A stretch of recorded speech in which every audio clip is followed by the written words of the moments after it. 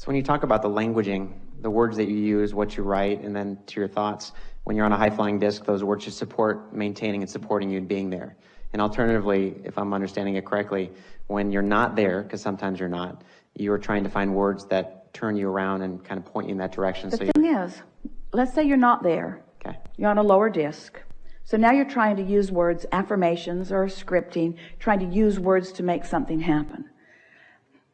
The universe doesn't hear what you want. The universe hears where you're at. It's an interesting thing. It's that effort factor. It's almost like every time you're trying, you're on a disc making you feel like you need to offer the effort. Effort itself is counterproductive. So what's a deliberate creator to do? What's a deliberate creator to do? Abraham, should I not try? Yeah, trying's better than not trying. Just be aware of how you feel. And when you're trying, if it feels like struggle, that's a clue.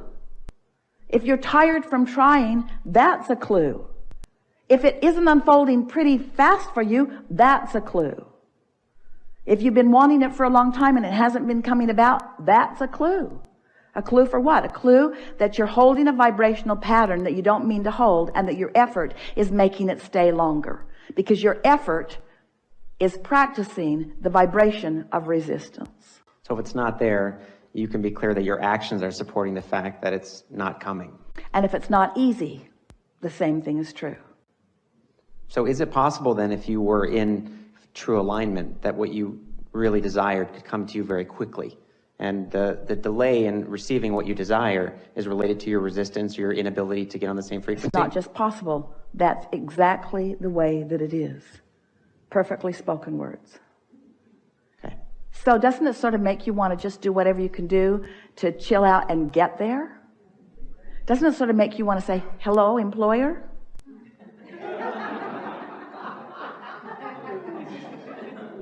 I know you're expecting me to come to work tomorrow, but I've been trying really hard to get everything just the way you want it, and I need 30 days. I need 30 days to really give you what you want. Now, you can still go to work. Just get up. Just do the 30-day process while you're going to work, and watch what happens. Watch how many things you can transform during that time.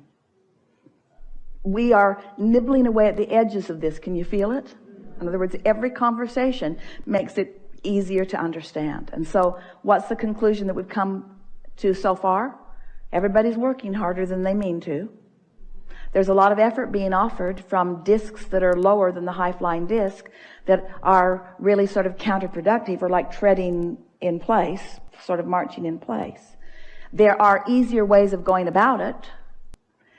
The universe is wanting to assist you, but you've been holding yourself off from the real assistance.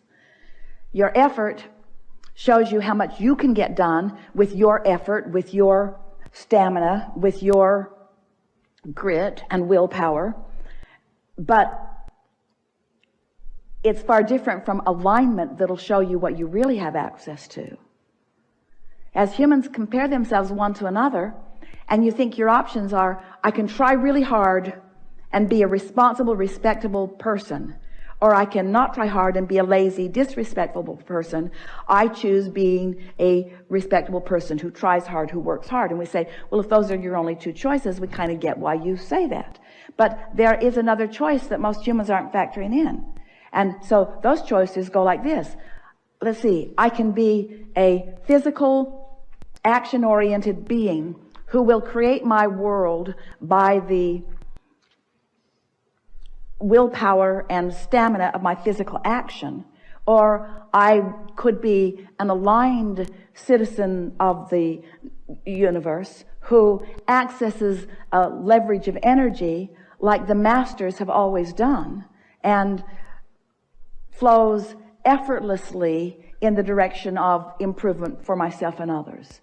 And when you think about that, then you know which one you would choose. And so we're just doing a sales job here today to let you know what's available to you and how easy it is to access it. But you won't know it from our words. You got to try it. You have to play with it. You have to feel the power of the universe coursing through your focus in order to understand what we're getting at. Otherwise, you're just banging around in the physical world, comparing yourself to others who are also offering action. And that is, in fact, we love you so much, what gives you the basis of your shortage consciousness.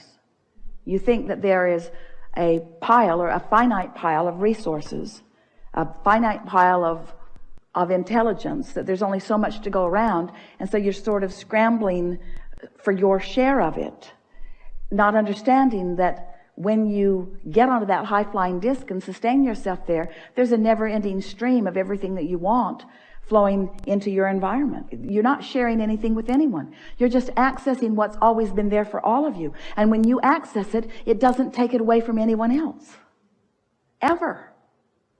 That's why your economy expands like it does. Haven't you ever wondered how your economy got to be what it is? No one's trucking in more resources. And it isn't because you're mining resources. You didn't mine technology. Someone thought of it. And billions embraced it.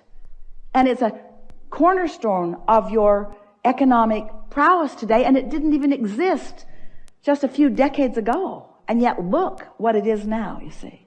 It's consciousness expanding into more and more and more. And as it expands, that increases our ability to connect with Source. There's some big piece missing for you. Say that again. Because there's more, it increases your capacity to interact with Source because there's more evidence of it. Well, no, if our consciousness expands, if we allow ourselves to grow and maintain a higher disc, if you will, if we allow ourselves to be more open, not try as hard, reduce our resistance, are we more open to Source coming through us? And well, we would say it the other way around, okay. Because before any of that can happen, they are one and the same. It's like calling the same thing two different things when they are the same thing. Your alignment with Source and all of that other that you said is all the same thing. When you discover one, you've discovered the other. And when you discover the other, you've discovered the one. In other words, they're one and the same. Alignment. Alignment equals clarity. Alignment equals leverage. Alignment equals momentum. Alignment equals being tuned in, tapped in, turned on. Alignment equals point of attraction. Alignment equals path of least resistance. Alignment equals who you really are and how you mean to be. Alignment is everything. It's resonance with not just what you used to be, it's resonance with all that you've become. Yeah, really good. Okay. We're looking forward to nibbling around the edges further. You ready to nibble on the same?